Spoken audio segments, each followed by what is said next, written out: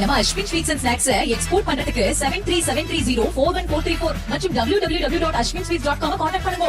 விழுப்புரம் மாவட்டம் திருவெண்ணைநல்லூர் அருகே 3 மாதங்களாக கடன் தவணை தொகையை செலுத்தவில்லை என கூறி தனியார் நிதி நிறுவன ஊழியர்கள் போலீசாரை அழைத்துச் சென்று மிரட்டியதால் மனமுடைந்த விவசாயி தீக்குளித்த சம்பவம் பரபரப்பை ஏற்படுத்தியுள்ளது. கூடுதல் விவரங்களை செய்தியாளர் ஜனார்தனன் வழங்க கேட்கலாம். ஜனார்தனன், வணக்கம். முழு விவரம். வணக்கம் அகிலா. விழுப்புரம் மாவட்டம் திருவெண்ணைநல்லூர் அருகே உள்ள பெண்ணைவளம் கிராமத்தைச் சேர்ந்தவர் அப்பாஸ். இவர் திருவெண்ணைநல்லூர் நகர் பகுதியில் உள்ள ஸ்ரீராம் நிதி நிறுவனத்தில் கடன் பெற்று ஜேசிபி இயந்திரம் வாங்கியதாக கூறப்படுகிறது.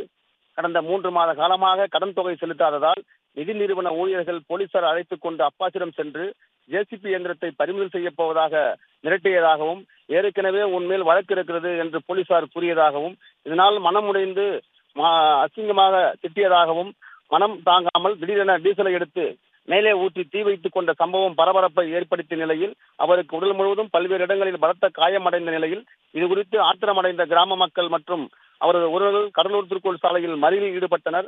ஆம்புலன்ஸ் மூலம் உடனடியாக திருக்கோயில் அரசு மருத்துவமனையில் அனுமதிக்கப்பட்டு அவருக்கு தீவிர சிகிச்சை பெற்று வரும் சம்பவம் பரபரப்பை ஏற்படுத்தியுள்ளது.